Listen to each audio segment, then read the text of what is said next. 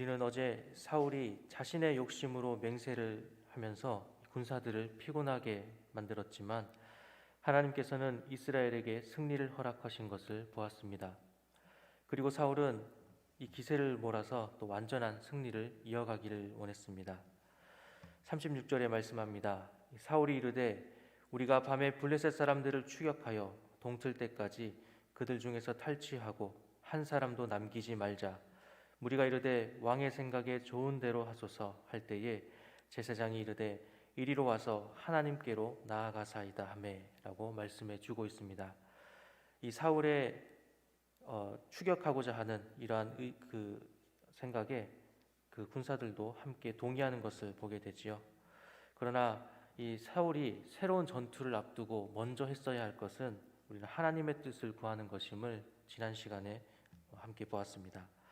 자신의 잘못에도 불구하고 이 승리를 거두게 되면서 더욱더 잘못된 선택을 이어가는 것을 우리가 보게 됩니다. 죄에는 연속성이 있습니다. 한 번으로 끝나지 않습니다. 이번 한 번만이라고 하는 이 생각은 앞으로도 계속이라고 하는 생각으로 이어지게 됩니다. 그래서 죄를 깨닫는 것과 즉시 돌이키는 것이 중요하다라는 것을 우리가 생각해 보게 되지요. 이 사울과 군사들이 이 블레셋 군사들을 추격하고자 하는 생각에 동의했지만 반대하는 사람이 나타나게 됩니다. 바로 제사장이었습니다. 사무엘의 뒤를 이어서 아마도 이 아히야라고 하는 제사장이 그 뒤를 이었을 것으로 봅니다. 언약궤를 관리했던 그는 이번 전쟁에서 함께 동행하는 것을 우리가 확인할 수가 있습니다. 그가 말하는 하나님께로 나아가사이다라고 하는 이 말은 하나님의 뜻을 구하자는 것이지요. 제사장은 하나님의 뜻을 물을 때에 이 에봇에 제사장이 입는 에봇이라고 하는 옷에 가슴에 흉패가 있습니다. 흉패 안에 우림과 둠밈이라고 하는 것이 있었는데 이것을 사용해서 하나님의 뜻을 구하는 그런 모습이 있었습니다.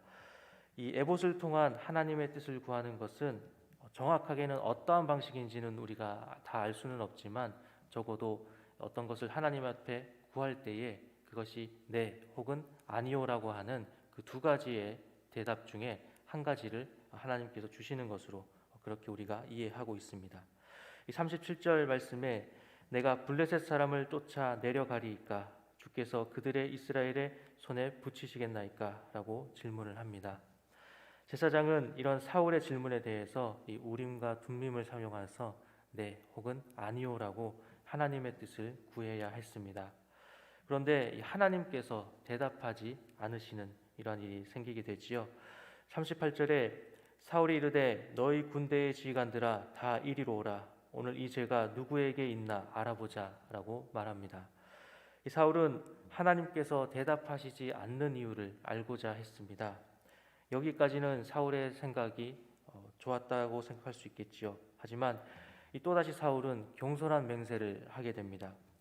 하나님께서 응답하시지 않는 것에 대해서 이스라엘의 죄가 숨겨진 죄가 있다라고 생각했는데 이것이 이 죄가 누구에게 있는지 밝혀질 때에 아들인 요나단이라고 할지라도 죽일 것이다 라고 맹세하는 것을 우리가 보게 됩니다. 이때에 다른 군사들은 아무 대답도 하지 않습니다. 다른 군사들이 대답하지 않은 것에 대해서는 우리가 두 가지로 생각해 볼 수가 있습니다. 첫 번째는 맹세를 어긴 사람이 요나단이라는 것을 알고 있었기 때문입니다. 아버지의 맹세를 어겼다라는 것은 큰 죄가 되겠지요. 하지만 맹세를 어겼을지라도 이 전투에 있어서 앞에서 전투에서 큰 공을 세웠기 때문에 그를 죽여서는 안 된다라는 생각에서 아무 대답을 하지 않았을 것입니다. 그리고 두 번째는 사울이 계속해서 경솔한 맹세를 하고 있기 때문이었을 것입니다. 이 말은 사울이 이제는 왕으로서 하는 그 말이 권위를 잃어버렸다라는 것이죠. 결국 이 두 번의 제비를 뽑으면서 요나단이 맹세를 어긴 사람으로 밝혀지게 됩니다. 43절에 말씀합니다. 사울이 요나단에게 이르되 내가 행한 것을 내게 말하라. 요나단이 말하여 이르되 내가 다만 내 손에 가진 지팡이 끝으로 꿀을 조금 맛보았을 뿐이오나 내가 죽을 수밖에 없나이다 라고 말합니다.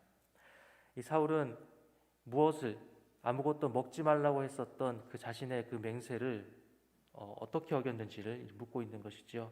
그러자 요나단은 사실대로 꿀을 먹었다라고 고백하고 있습니다. 여기서 내가 죽을 수밖에 없나이다라고 하는 이 요나단의 말은 계속해서 보여지는 사울의 어떤 책임감이 없는 모습과는 대조되는 것을 우리가 보게 됩니다. 사울은 자신의 잘못을 보지 못했습니다. 무모하고 또 경솔한 맹세로 군사들을 피곤하게 만들었습니다. 또 핏째 고기를 먹는 이 죄를 짓게 되는데 원인을 제공하게 되었죠. 그럼에도 죄를 지은 군사들만 정죄하고 있었음을 우리가 보게 됩니다. 하나님께서 대답하지 않으실 때에도 이 다른 이들에게서 잘못을 찾고자 했습니다. 자신의 잘못을 무시한 채 이 군사들만 질책하고 있는 것이지요. 그러나 이 요나단은 달랐습니다. 그는 사울이 맹세할 때에 같이 있지 않았기 때문에 그 맹세가 있다라는 것을 알지 못했지만 그럼에도 변명하지 않고 내가 죽을 수밖에 없나이다라고 말하는 것을 보게 됩니다. 사울은 요나단아 내가 반드시 죽으리라. 그렇지 않으면 하나님이 내게 벌을 내리시고 또 내리시기를 원하노라라고 말하고 있는 것을 보게 됩니다. 이 다시 한번 경솔한 맹세를 계속해서 하게 되는 것을 보게 되는 것이죠. 이것은 하나님 앞에서 맹세를 하는 것일지라도 사실은 하나님 앞에 신실한 모습이라고 할 수가 없습니다. 오히려 자신의 잘못된 맹세를 또 합리화하고 있는 것이죠. 자신의 왕으로서 그 위신을 세우기 위해서 이 군사들과 이 마지막에 아들마저 희생시키고 있는 것을 우리가 보게 됩니다. 우리는 처음 왕으로 기름 부음 받았던 사울의 모습을 기억하고 있습니다. 겸손하고 또 절제할 줄 아는 그러한 모습이었습니다. 그러나 지금 이 사울의 모습은 처음의 모습과는 너무나 달라져 있는 것을 우리가 보게 됩니다. 요나단의 모습은 다른 군사들에게 큰 감동을 주었을 것입니다. 그래서 이 사울의 맹세 때문에 죽을 수밖에 없는 상황에서도 요나단을 죽이지 말 것을 호소하고 있는 것을 우리가 확인하게 되지요. 결국 사울은 자신의 뜻을 굽히게 됩니다. 오늘 말씀을 정리하겠습니다. 우리는 계속해서 이 사울의 모습을 통하여서 자신의 모습을 돌아보지 못하고 또 돌아보지 못할 때에 어떠한 결과로 이어지게 되는 것인지를 보게 됩니다. 군사들을 피곤하게 하여서 위험에 빠뜨리고 또 죄를 짓게 하는 그 결과로까지 이어지게 되었습니다. 그리고 오늘은 이 요나단마저 죽음의 위기로 몰았습니다. 이렇게 된 이유가 무엇에 있습니까? 그는 계속해서 하나님 앞에 맹세했지만 실상은 자신을 위한 맹세였음을 우리가 보게 됩니다. 자신의 왕으로서 또 위신을 세우기 위해서였습니다. 하나님을 자신의 이름을 위해 이용한 것이지요. 우리는 우리 자신에게도 한번 질문해 보기를 원합니다. 하나님을 나를 위해 이용하고 있지는 않는지 한번 생각해 보기를 원합니다. 하나님과 또 여러 지체들 앞에서 또 경건함과 신실함으로 보여줄 수 있는 모습이 있을 수 있습니다. 그러나 그 모습 속에는 나 자신을 위해서라고 하는 욕심이 자리 잡고 있는 것은 아닌지 우리를 돌아볼 수 있는 우리 모두가 되기를 소망합니다. 함께 기도하시겠습니다.